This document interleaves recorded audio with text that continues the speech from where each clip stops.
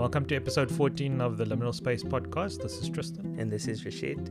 Rashid, I wanted to ask, did I ever tell you the story about me being mistaken for being famous every Several time? times, yeah. Do I always tell that cool story? Yeah. So whenever I go places, people think I'm famous, Yeah. which is a bit of a weird thing. But the other day I was at Manenberg Beach and someone came up to me and said they'd just been watching me on TV in Suidooster or something. Yeah. And I said that to say to them, that's not me. Did they believe you first time? They kind of apologized and said, I'm really sorry, and then walked away awkwardly. Is it? Yeah. That's so funny. Do they usually think you're an actor? No, I'm a musician as well. I heard, didn't you say Yeah, something like a and bassist when I went to or a something, music festivals, people think I'm a bassist in the band. Exactly. But I don't play music at all. And when I was doing articles, one of the partners used to call me Lenny Kravitz, which I would love to look like Lenny Kravitz. Cool. I don't Easy, think I do. Yeah. There's a little bit of Lenny Kravitz in you. Stuck in there. Yeah. The cheekbones now. The cheekbones. Yeah. But we actually have someone really famous today on our podcast. Yeah.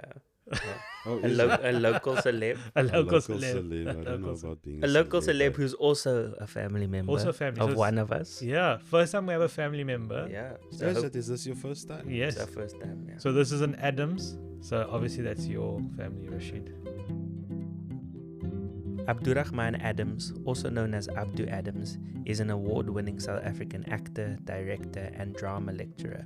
He has appeared in several television shows including Heartlines, Known Gods, Rugby Motors, and Die Boland Moorde. In 2015, he landed a starring role in the kykNET soap opera Suidooster, set in Cape Town in the fictional suburb of Ruiterbosch. He also worked on Laan, where he played the character of David Abrahams. He also starred in award-winning films such as Four Corners, directed by Ian Gabriel, and he won a SAFTA award for Best Supporting Actor in Daryne Joshua's feature film Noem My Skollie. His passion for performance extends into his work in various South African theatre productions. He also loves mentoring the next generation for screen and stage, and is the founding director of the Saturday Varsity Film Academy, which specialises in acting masterclasses designed to make actors screen ready and set ready. Abduragman is currently working on his one-man theatre show titled From Constantia to Manenberg Avenue, a memory play which explores his unique performance DNA as an actor, arts activist, and educator. So, welcome Abdu, Uncle Welcome. Abduragman. Uncle Abdu is here. Thank you, Rashid. Yeah. Tristan, it's great to be here. Yeah, so you're not going to tell any embarrassing family secrets or stuff about me as a kid and stuff? No, I won't. Okay, thank I you. know. Yeah. It's I mean, fine your if you nose do. is still running profusely, so Oh, okay. you know. If it slips in, we won't mind. It's fine. If you Is just it? say, yeah. If you Okay. say They're not I'll edited remember out. that. No, I think if anything, you probably got the artistic vein from the artists in our Yeah. family. Yeah, actually. And we have a You big know, family. And we not do. the whole family is artistic. So No. I think we've always been connected because we've always had that Yes. artistic side, like my dad as well. Yes, exactly. So today we're recording from Sunnyside, which some people don't know where that Where's is. A that? place in Cape Town. It is close to the Klipfontein corridor or Klipfontein Road. And Sunnyside really is just before you get Ruiterbosch East, that side of the world. I live pretty close to the College of Cape Town, which a lot of people will know as the previous Hewitt Teachers Training College. Yeah. Even lots of people I know from my school years did their teaching training here, Yeah. just around the corner. Something like that. Yeah. And generally, the family, where in Cape Town are you from? Personally, myself, born in Manenberg. The rest of my family, majority of them were born either in Constantia or in Deep River. My other siblings. Abdu's the youngest. I Oh, am you're the the youngest. youngest. The youngest, So the by young- the time the family moved from, I had to move forcibly from Constantia to Manenberg. That's how I became the only sibling that was born, Wow. into the in family yeah. whilst we were living in Manenberg. And Rashid's father, in the age of the siblings, how is he? Where does he fall in? He is the fifth Fifth. It's kind of in the middle. in the middle. Yeah. Fifth There's a lot born. of There's a lot of, Yeah, the fifth. yeah. He's actually someone, obviously, I mean, he's older than what I am. So I grew up in some ways, because I was so drawn to the arts in the beginning of my life, almost idolizing him, because I think growing up in Manenberg, wanting to be or pursuing a career in the arts, be it music, visual arts, fine arts, doesn't really matter. It was not an in thing. It was not the thing to do. Yeah. I think people's mindsets were pretty much still cloaked in the apartheid, you know, that obscurity. They believed that they couldn't get out of their disadvantaged spaces. But that is, I think, what the beauty of having grown up in this family is that there's always been a lot of motivation and leading by example, seeing your other siblings applying themselves. And I'm talking about late 70s, early 80s for education, you know, in particular. That's interesting. And Rashid, your dad's actually, in his own right, has some formidable like art stuff that he did back in those days as well. Yeah. Yeah, he used to actually do protest art and that kind Lots of of thing. protest Beautiful art. stuff. That's also how I came into my love for performance, was also through protest theatre. And then your dad, he wrote quite a number of struggle songs and poems set to music. And he would literally go to different mass meetings, mass gatherings.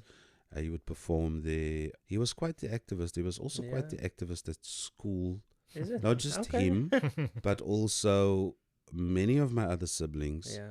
Especially the Defiance campaign in schools on the Cape Flats in the 1980s. And this is stuff I actually talk about in my one-man show.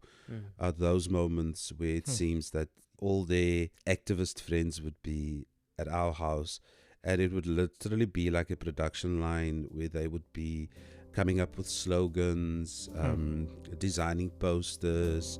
Yeah, it was fantastic, and it was fantastic to see it. It was almost like a campaign that was run from our house.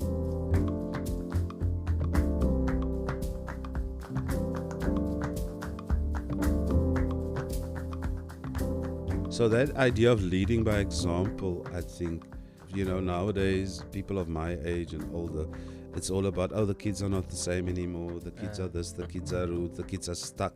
Their entire lives are on that screen, etc., etc. Yes, I agree with that. But remember, we must lead by example.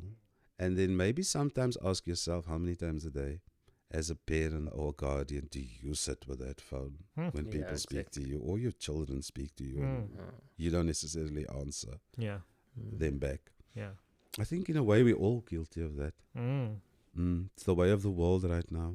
We are totally, we feels we've totally been usurped by technology, which obviously is not a bad thing, but let's not use our humanity in that process. And you can lose your humanity. I'm jumping now, but I'm talking about humanity.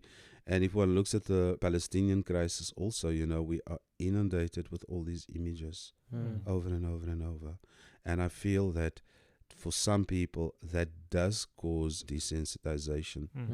I think back to the apartheid government and the protest movement and actions that sprung from that. And then I think to the current state of the world, the Palestinian crisis, I look at South African artists, the entire community, and then I wonder why we are not doing more with regards to injustice and inequality in the world, and the war in the world, the war in Palestine, Sudan, etc. It seems we are so, at this moment in time, I feel artists are so concerned sometimes with their own stories and their own success, especially in South African milieu. It is not easy necessarily to be a professional actor, to be a professional artist in this country. And then I feel on the basis of that, some people are not being critical enough of what's happening in the world, because maybe their sponsors don't want them to be critical. It's an interesting question about, like, we all need to negotiate our complicity. There's an awareness that we all have to come to, that we are complicit in the grand systems. Yes. And we have to make peace with where we find ourselves, how we insert ourselves. Yes. Which I think is important self-analysis. But as you're talking, I'm thinking about, like, for some reason you have this drive, these issues matter to you, It does. And we asked that question about what story grounds you. What is the story behind that? Like, why are you so passionate about the stuff that you're thinking about it, like how it washes out on acting gigs you might take, or how that might make you feel, how you must negotiate this, all of that stuff. Why is that there? Like, how did that come to be? You know, we all, I guess, are born with a certain foundation, an emotional foundation, whether one also then acquires it through imitation of your environment, or some of it, as people would say, it comes with you, with your DNA, etc. But I think on a personal level, I can remember from a very, very early age, I have just always thought about stuff. I've always wanted to know, but why? Which is the classic thing a kid would ask you, but why? But why? That's a But good why? And then question. sometimes you get the answers, and then as a young mind, those answers can shock you, even traumatize you. You cannot understand why there is necessarily something wrong with you because of the way you look or the color of your skin. You know, and then further on top of that, then there would be people that look at you because of your faith, for example. So there's that also on top of that, especially in an apartheid space. For me, that's always been there.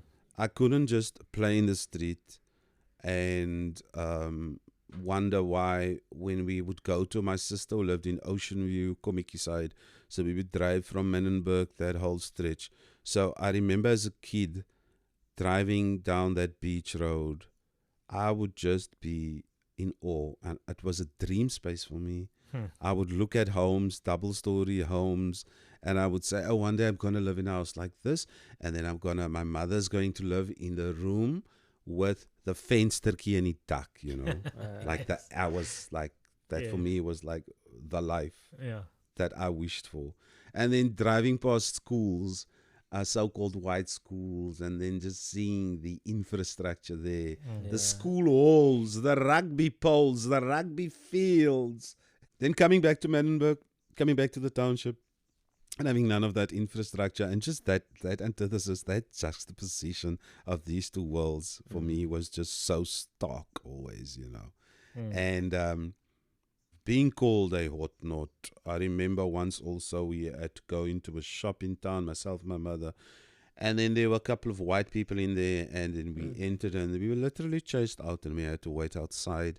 Because this woman was like, no, julle moet nou eers daar wag asseblief. Kan julle nie sien ek is besig nie, you know, that type of thing. And the humiliation on my mother's face, being humiliated like that in front of her youngest son. I was probably like 8 or 9 at the time. Yeah. And then once I remember us taking the train, we were going to Ocean View to visit my titi, my sister. And then on our way back from Ocean View, we got off at Cape Town Station because she had stuff to do there, and I'll never forget it. Then we ended up on the white side of the station. My mother needed to go and use the bathroom, and we were like two naughty kids knowing that we're not supposed to be there. So I was standing outside the bathroom. My mother was peeped in. No, there's no one in. She went in, and it wasn't like seconds later, and then someone appeared, and once again, that same humiliation, being chased out. Mevrou, wat doen jy hier? Is nie veronderstel om hier te wees nie. And then you just go, Crazy. No. So that is why, soos in Afrikaans, there is the saying, ek het 'n kleintjie dood. And it's which is really, I just don't get it. I just don't get how we can watch the Palestinian crisis, the genocide, the ethnic cleansing, and be silent about it.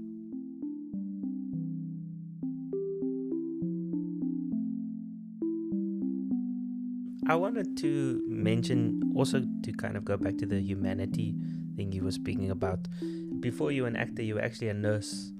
Yeah, and we were also talking about it a bit in our pre-meeting. Maybe if you could reflect perhaps some lessons that you learned there. I think I'm also just continuing with Tristan's question about for you as an individual, like how you've been grounded essentially to go on a certain path and to choose. Now, I don't want to compromise, you know, in your career. Maybe that practically looks like certain roles you say yes to or you say no to, and maybe just a reflection or two about like your nursing, what you learned there. Empathy. number one. That's number one thing I learned in nursing was empathy. Developing a non-judgmental attitude, the idea that when you trained as a nurse, it's always about life preservation, and it's also about prevention of illness, which is kind of key for the nursing industry. But when I say empathy as an actor, having to portray any character, like fundamentals of performance acting 101 would always be that you do not judge your character. You research your character, and research is obviously important so that you do not end up judging your character's emotional That's fascinating. state. Have you ever had a character where you're like, nah, this guy is... I have, but I was a much younger actor who did not know how to leave the character behind. When I was in my third year at university, I played in a Bertolt Brecht adaptation, which was directed by Chris Foster, and he was also an actor on Seven de Laan. He played the character Reinu for many, many years. He was also director on Seven de Laan. No, I know Reinu. Anyway, sorry. So he cast me in the lead, and Brecht really is what a devious character, ambiguous, diabolical.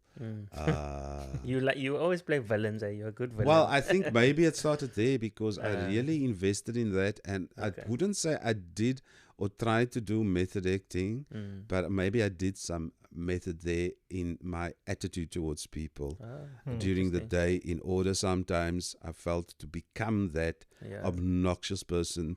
Before, I'm still in class, tonight is the performance, then maybe now I'm in acting class, then I don't speak to anyone. Rude to people. I just look at them. They're like, bro, what's wrong with you? Nee, dank jy's nou 'n hoofrol. Jy wil kom kwaai jou hier. But that was actually my way of getting into character. That's also a method. When you kind of just stay in your own world, in that own space. As someone who's not an actor, okay, did Shakespeare play in grade 9, whatever, Abdu actually helped me with my character. Oh, really? Came to for some sessions. But I'm just so fascinated. Obviously, I'm a musician, and that's a certain thing. When you create music, you actually just completely being yourself. And to me, the most authentic music is if you're just yourself. You don't care about the commercial success or those kind of things.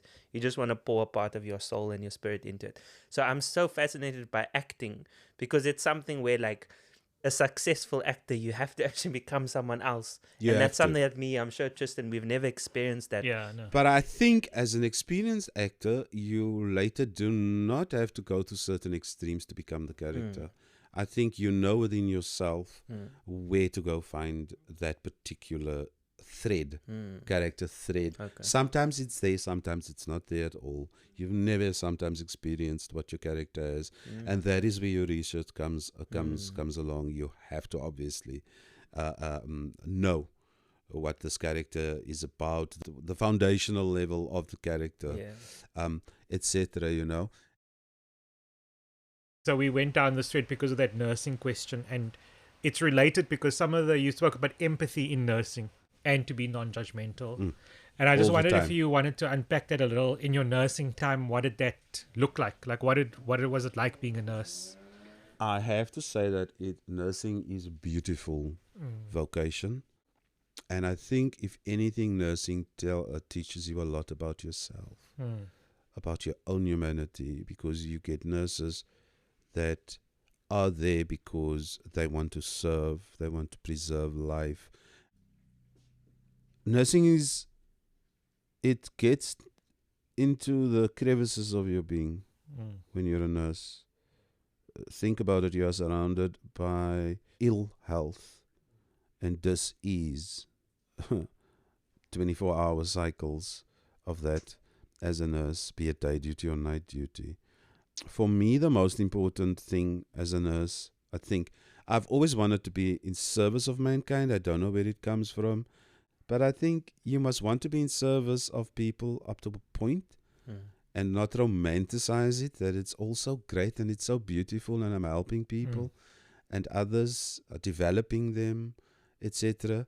It's also about you. You've got to also save you. You've got to save your own spirit. Even in nursing, it was about saving your own spirit, and there was a lot of debriefing If you really connect with your work in nursing, then when you come home, there's debriefing. Even if it's just in your mind space. You see death, you are so close to death. There were obviously times when people had cardiac arrests and I had to resuscitate them. Obviously not just me, but whoever else was in the ward with me. And then you see people so near and so close to death. And it just teaches you a lot about mankind. That just develops your own human spirit, your own core. It develops it further. The most greatest thing in nursing is when someone asks you for a glass of water, because that's all they require right now. They're so thirsty.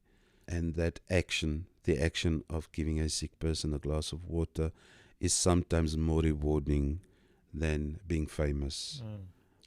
Because that connection in their eyes, it's soul to soul. If you're a great nurse who knows what you're doing, you work on a soul level with people. But if you're not, you're just emptying someone's bag to see how much urine they passed, or you get what I'm saying? It's time for your tablets. It's more like a mechanical thing. It's more like a mechanical thing. But in defense of nurses in this country, our hospitals are short-staffed. So also South Africa cannot expect that our nurses must give them the best nursing care up to a point. I've got a personal conviction around that idea, what you're saying about nurses having a debrief space.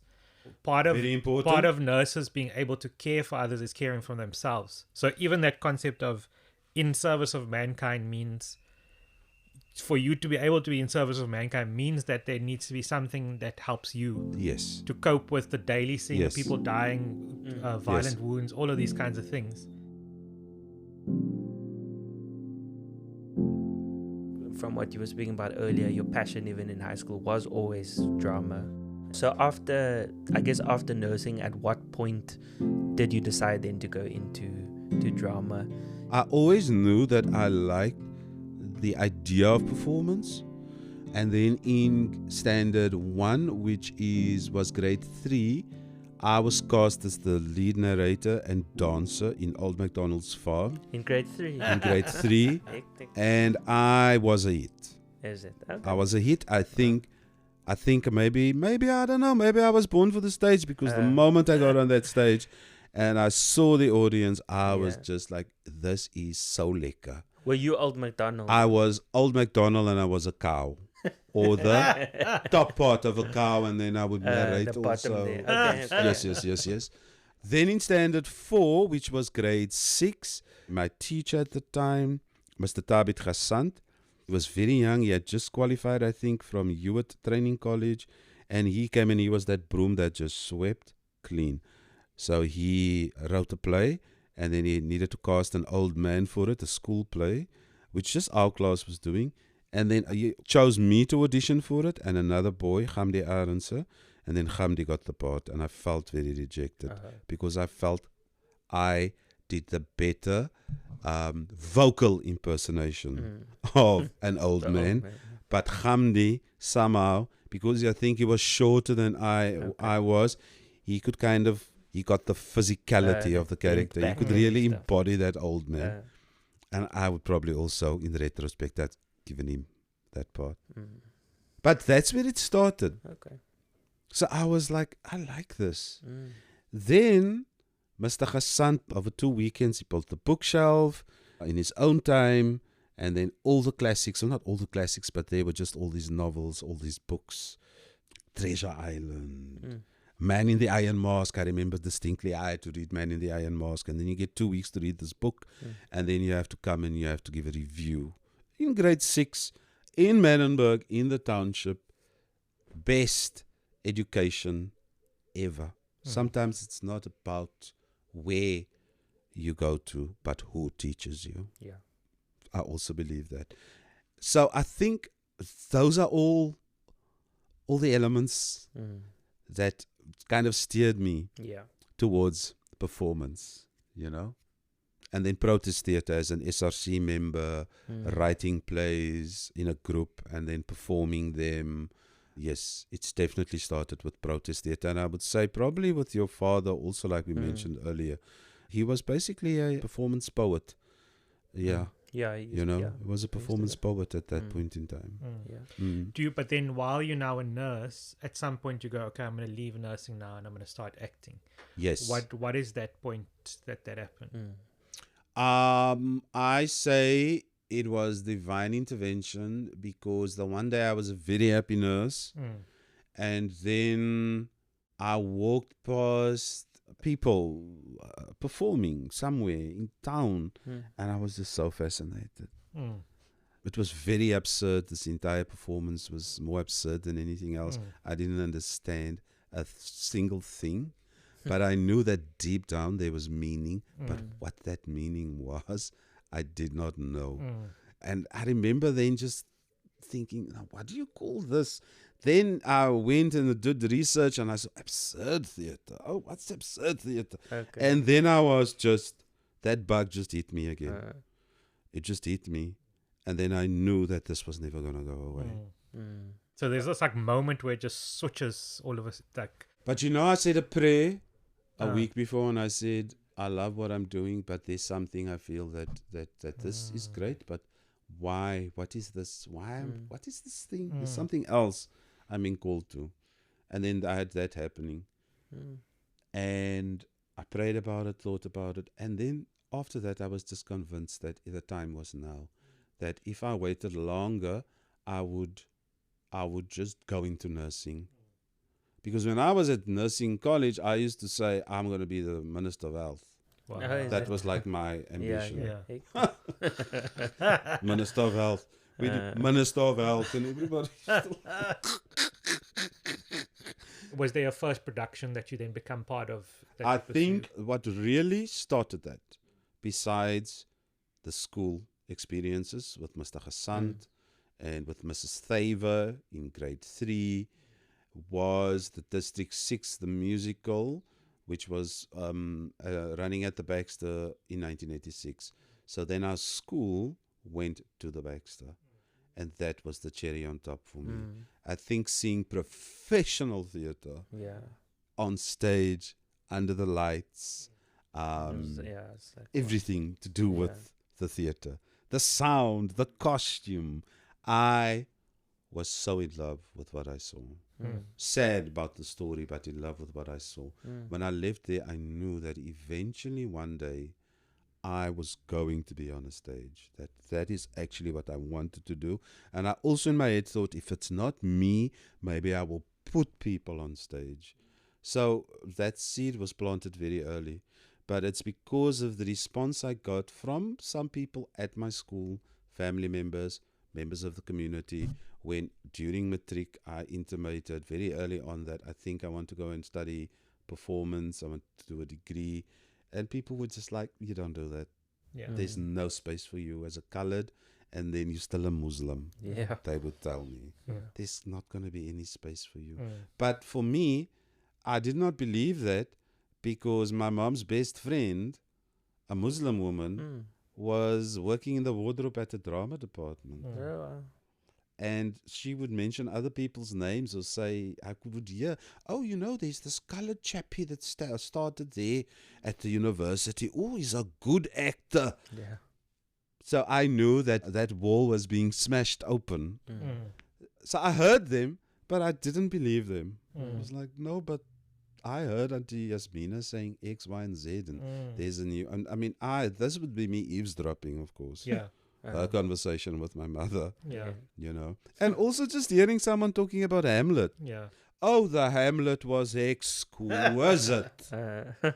Like, Hamlet? Who the hell is Hamlet?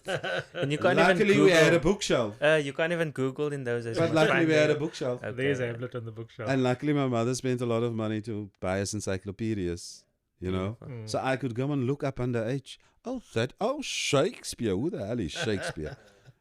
In the end, I think, through my story, I think others listening, it's about the stimulation. You have to stimulate the younger generation. We have to. Yes, everything is on a phone. But please, man, just go buy a book or 2 or 3 And please, man, have a little bookshelf, you know. It's not all about the phones. Yeah. It's not about that. There's more to life than Yeah. just us and our devices. But also what you're saying is like, if we're talking about like inspiring younger generation, in some of our brainstorm workshops I do with some colleagues, when we do brainstorming, we often say, let ideas come out. Don't say, but. Yes. Rather say yes and. Yes.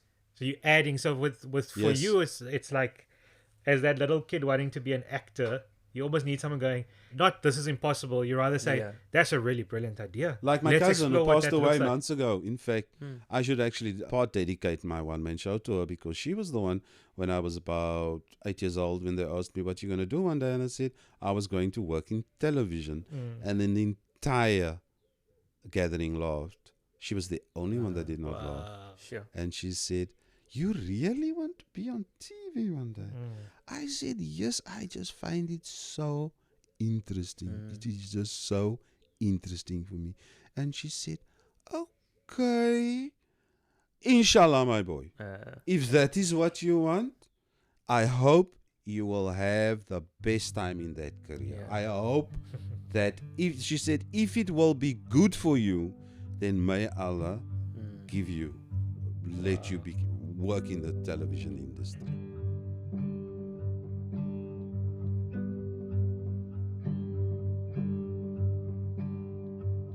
And the fact that you were speaking earlier about how when you were in nursing, you made that prayer a week before, and then you got guided and you were walking. I got guided. When I say divine intervention, is that I had a dream and I saw myself on a train and I saw this leafy place and I was like, where, what, how? So then I had this dream, and then the next morning I woke up and something told me that I have to go to Stellenbosch. And I was like, I don't know.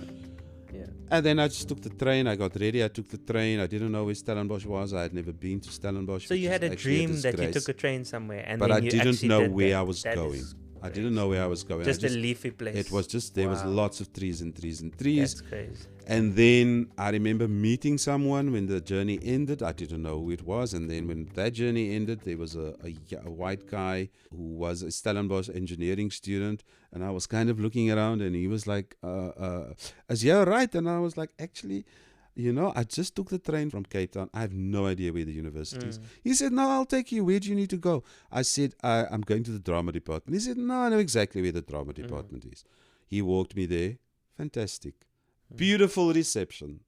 You know, and at that time also you still Stellenbosch, Wit Stellenbosch Dien. No, and then they send you this fantastic white angel, so-called white angel, to go and take white you there. angel in Stellenbosch.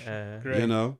And then when I met the professor in the department on the very day, and he had them bring coffee for us and biscuits, I just felt, this feels lekker. This feels very lekker. And he also sold the course to me, telling me why I think someone like me, a person of color who's older now, was older than the average when was student. This? Not the in 90s. the 1990s. Okay, how someone like me felt would do very well in that particular department right now, because it's post 94 and everything is changing, and he can see that I'm a mature person, and he feels there's going to be good experiences for me in that department.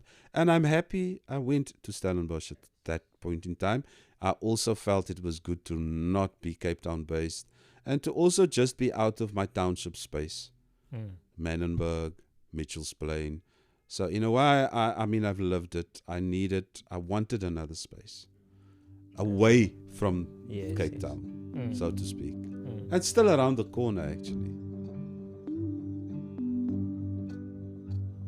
Abdu, we actually spoke, a week or two ago, and you were actually telling me a dream that you had about Mia. We won't go into that. Years ago. Yes. Which was actually very accurate. It's crazy. And you were just telling me a couple of dreams and stuff that you had.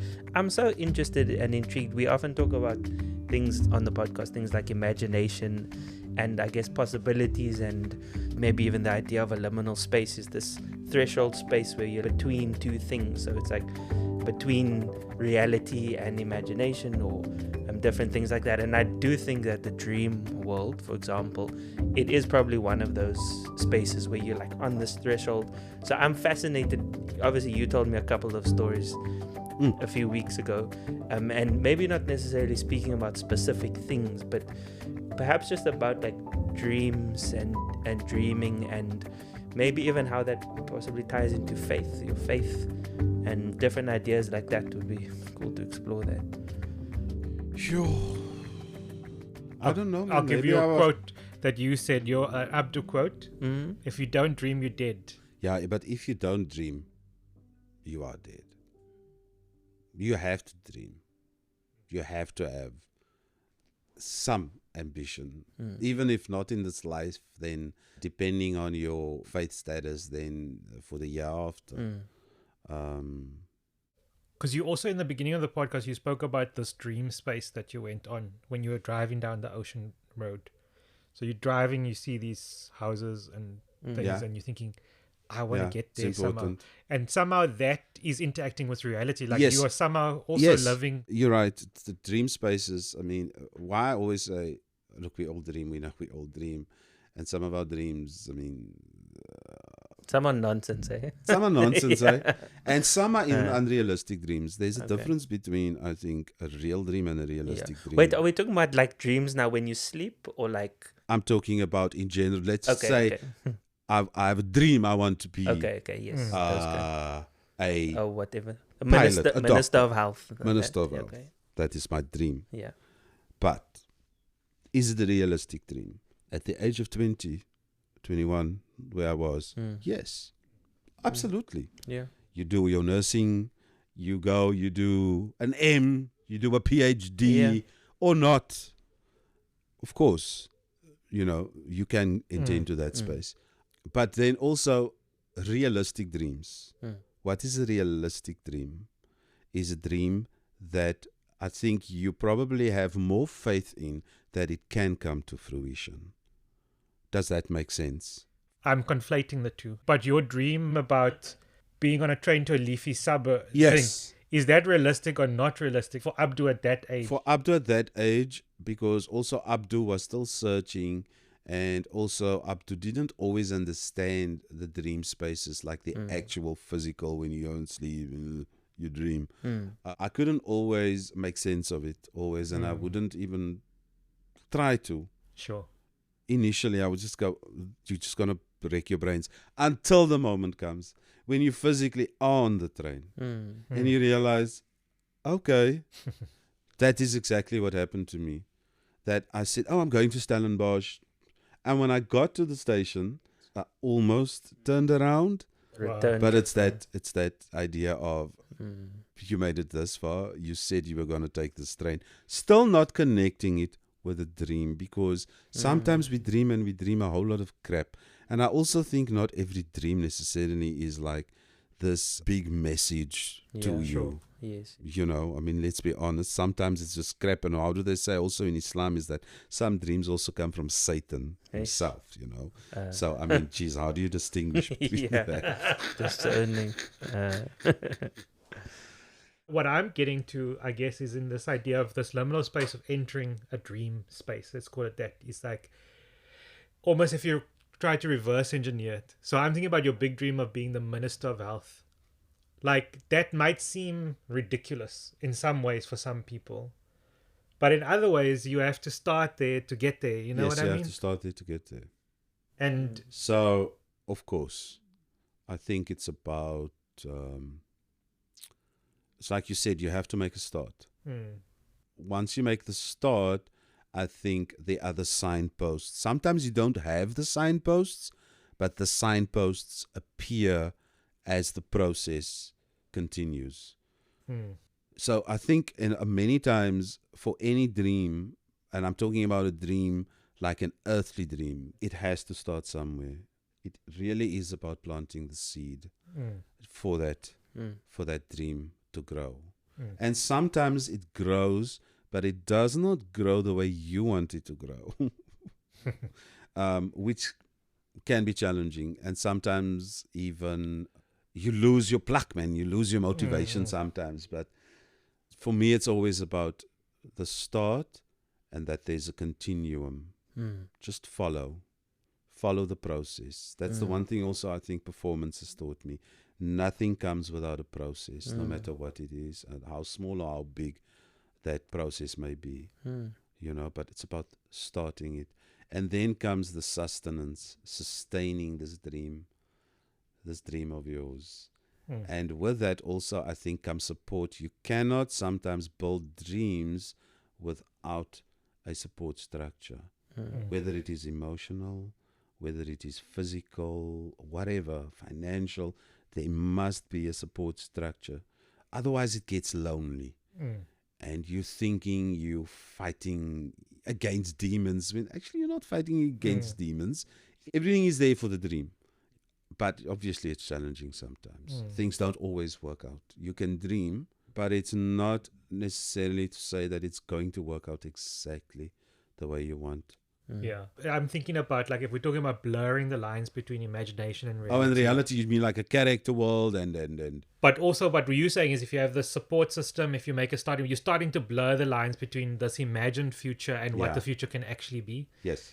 And that's helpful because this season we're talking about, can systems change stories? What you've described Opposite, can stories change systems? What did I say? Can systems change stories? Well, can systems change Can stories? systems change That's season stories? 3. That's bro. season 3. Okay. I think systems can change stories, but we won't go on about But that. I'm thinking about your story about you were told these things about maybe it's impossible to be an actor except for that one The one, My cousin, Auntie Farida. yeah. And somehow you're able to get through that. You were able to reject that story that you were being told. You can't be an actor because you're a brown Muslim man. Yeah. Whatever, what that means. You reject that story and you choose to believe, no, I can be an actor. Because something is all of the stuff you said that's happened. And I wonder if maybe, I don't know if we're extrapolating it too far, but if we're taking it from your personal story to the broader story of how systems work, whether that's also possible.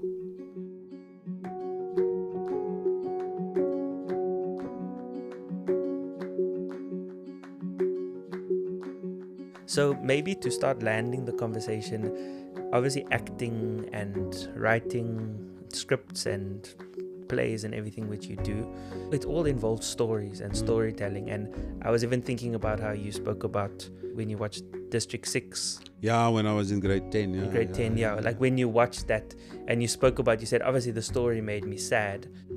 And I'm just thinking about, I guess, acting and drama and everything that's involved in that as a medium for storytelling.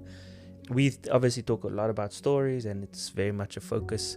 And then, like we have shared on a couple of the other episodes, the focus for the season 2 is this question that we have, that we're exploring. We're not necessarily trying to answer it, but it's, can stories change systems? So I'm thinking Stories can change systems. Stories can change systems. Can I answer that? Why I say that? Yep, jump ahead. Just in terms of where it started for me through protest theatre at the time, and not just for me, but the entire protest movement in terms of the performing arts, which was obviously also that fight was taken up, as you guys know, by the rest of the world, and also the big anti-apartheid movement that was spearheaded in the UK with some of, I guess, the old comrades that was there in exile, and then pushing that anti-apartheid agenda there definitely changes systems. For me, from a purely theatrical point of view, that the theatre is a sacred space. It's a space of truth, really. And I felt that through the performing arts and many brilliant narratives that were written by many different people in this country, and also exporting those stories, it didn't stay on our local stages. It was exported to other world parts. Some of those very anti-apartheid stories were translated. Yeah, definitely. Any narrative, I think, is a power tool to try and use to change the system. Because when Tristan mistakenly spoke earlier and he said, can systems change stories? And you were like, but yeah, systems can change stories. Like if you just look at Trump right now, changing systems, changing the whole film tariffs wanting to now Yes. slap 100% tariffs on foreign films. That is your answer.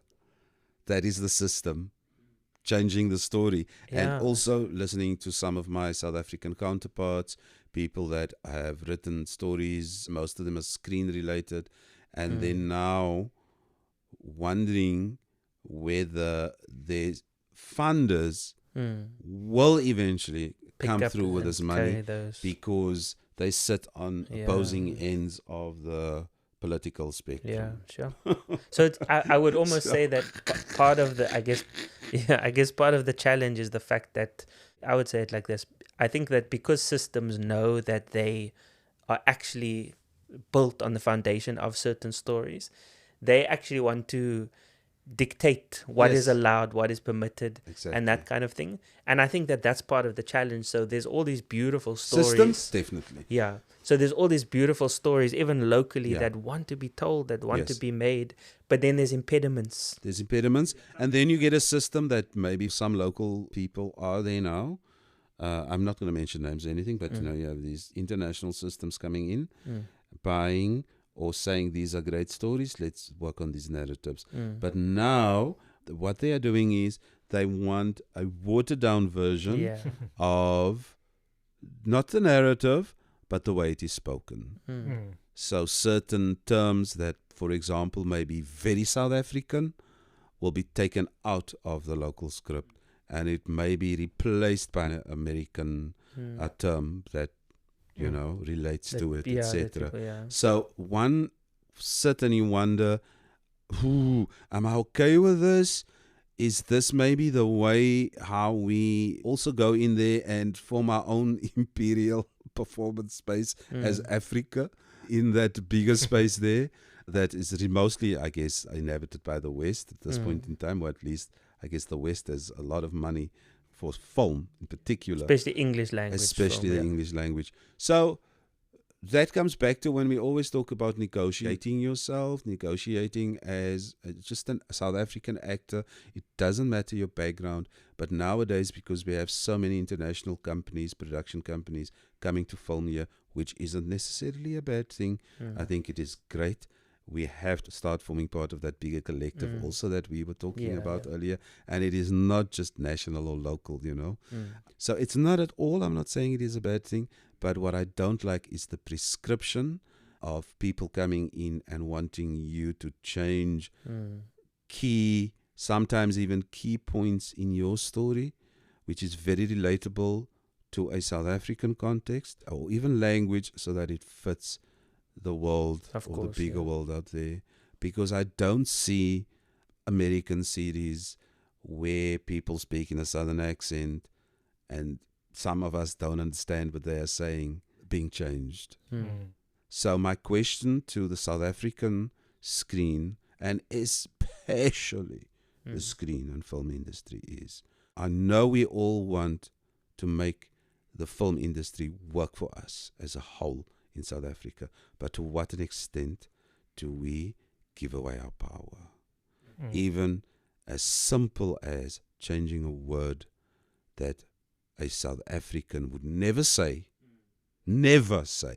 to make it more palatable, or not for an international audience. And I think that a lot of these streaming houses are also underestimating their audiences, making their own audiences stupid, wanting to water it down for them so that it is palatable in a certain part of the world. But I think that is also a disgrace and actually disrespectful towards their own international audiences. Especially, I'm talking about people coming from elsewhere. It's about power and it's about respect. Respect whatever respect my language, man. Yeah, of course. Yeah. Respect my language. Yeah. But South African companies now, I think, are negotiating for the work, for the international work, but some of them are negotiating at our expense. Yeah. As South Africans. Who carries the expense? Yeah. I think it's a relevant question for us as well, who are not in the acting industry. If we go back to the Palestine example, with things there, certain product choices you can make, or companies that maybe people work for as well. again, it's back to that negotiating your complicity. We're all complicit as a starting point. We know that because we need to put bread on the table. Everyone in this world is complicit. But There are people. you need to get to a point where you're saying, I am aware that this is what is happening and this is my justification for Yes. it. And we all have to answer for that at the end of the day in a Yes. personal capacity. Like, I made this decision because of this. And am I okay with it? You know? Because having fame, like having... I'm thinking about like having reach internationally is great. Like that is amazing. Yeah. But at what cost is What the question? cost, it's always the question. Where does it pay off? And don't forget, South African actors, nobody pays you millions. And we are giving away such a lot of ourselves, our entire beings, to some of our narratives. South African our art sector is very passionate. It's a beautiful sector with some great people. And for us, it's not just about the narratives, it's about the documentation, that you can document a people's story, not just in history books, but through theatre and through, you know, the digital space, etc. But just don't give away your self-respect, man. That is what I think what I'm saying, you know. So I'm not saying to people, don't take work from streaming services. No, I'm not saying that, but what I'm saying is, let's not lose our self-respect. And I also want streaming services to know that there is a big portion or a bigger portion of the South African arts fraternity, especially in the screen space, are starting to go. I love this narrative. It feels very relatable to me. I know these people, but sometimes they don't talk the way our people would talk.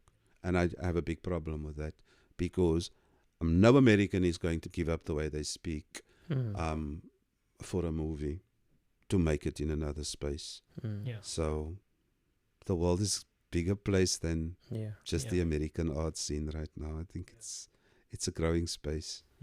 And of course we know, and this is a known fact, American imperialism, especially cultural imperialism through just the media, TV, etc. I mean, one talks about imperialism, cultural imperialism, us having a TV so early on in the 70s. That was it. I mean, you know, that already was some sort of imperialism. And also at that point in time, everybody on television either were white, and they either only spoke Afrikaans or English, South African TV. And obviously, if there was a colored person on TV, they would more be made fun of.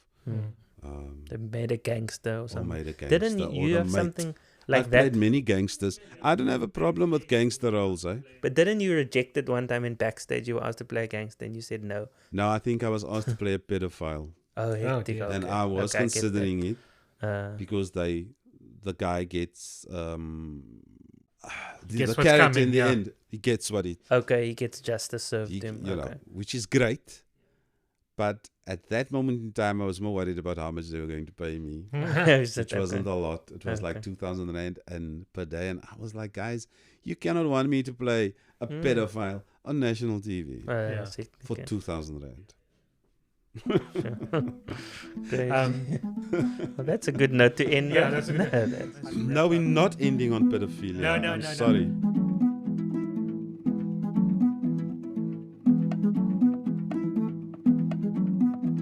So I have a friend who saw, you guys know Suits, that show. I Suits, don't know if yeah. you watch it, but I have a friend who saw that's the one guy. episode. Yeah, the lead actor. I don't know his name. She saw him at the biscuit mill one day, and she went up to him and I said, "Hey, whatever his name is in Suits, I don't know what his name Is is." it Harvey or Harvey, I think something Harvey like that. Specter? No, isn't he from Batman, bro? Isn't that Harvey? No, well, there's the Yeah, the older main man, guy, no, the young guy. The young guy. Yeah. I The don't young know. main guy. I don't know Yeah, his name whatever, is. Yeah. So she went up and said, "Oh my gosh, I love you so much." And then he was like, "Do you love me or do you love Harvey?" So what I was wondering was, You can love Harvey, but then But maybe the person, behind it. I know a few. so there's that question of you must never judge your character. That's like a basic. Have you ever been jealous of one of your characters? Where you're like, yo, those characters cool, man. They're living it up. They That is such an interesting question that I have never thought of. is it? That is the best question everyone's ever asked me. Have I ever been jealous of any of my characters? Yeah. And maybe Jeez. if you have, which character is that? What were they? A detective or? That would be a bad guy. I love being Maybe that will be gangster. a bad guy. What about Ian October? Maybe Ian October, Nah, but he only was for the quiet. simple reason because of the power he had. Okay. because of the power he had. I mean, I wouldn't deal with life and business exactly the same. What Ian exactly? October What does. just for people who don't know? Ian October was the villain from Suidooster. I played him for the first 4 years of the soap. Okay. Before I left, I was there 4 years. Yeah. And he is a property mogul. I mean, he is so far from Abdu. And he is a little obnoxious little fuck. You know? Just the way he deals with people. He's a poes, man. And I That wouldn't is want just- that of him. Yeah. But I will take all his money. Okay. I would. Yeah. Maybe I was jealous of his money. Yeah. Okay. Yeah. And also how that translates into the real life in people then believing you have all of that assets that Ian October has. So that when they see you walking into the taxi, They assume they're you. like, where's the car then Yeah. today? Yeah, man, no, the car broke down now. It's in the garage. Yeah. That's crazy. We left the Lamborghini. But yeah, I think it probably would be Ian, and then if another one, it would be the detective from Four Corners because of his absolute. According to me, was a great detective. He really wanted to solve the case. It really took of him seeing all these kids being strangled to death. It took from this man, and I respected the character. That's one character I really respected. I felt that he did, they must say don't judge your character, but if there's one character I felt he did everything he could in order to try and uplift his community or get a certain laity off the streets. It was Captain Tito Anakum. He tried his damnedest. And there are detectives like that, and we must say thank you to them. Yeah. Sometimes we just want to criticize the SAPs, but hey, not all the SAPs are bad, eh? There's a lot of We must good stop people. with these blanket statements and overgeneralizations of just people, and we should stop it, actually. It's There's not- a lot of good people, there are. ordinary people, so to Yes. speak, doing beautiful things. I have friends that are still in nursing today. They've never left, Yeah, and they will forever be nurses. exactly. How many glasses of water have they given to people? Beautiful. Yeah, Thousands. beautiful. Yeah. Well, thank you very much, Uncle Yes, Abdu. thank you so much. Thank you. It was a really great conversation. Thank you. Conversation. I almost feel we need to do. Mens kan praat vir dae lank.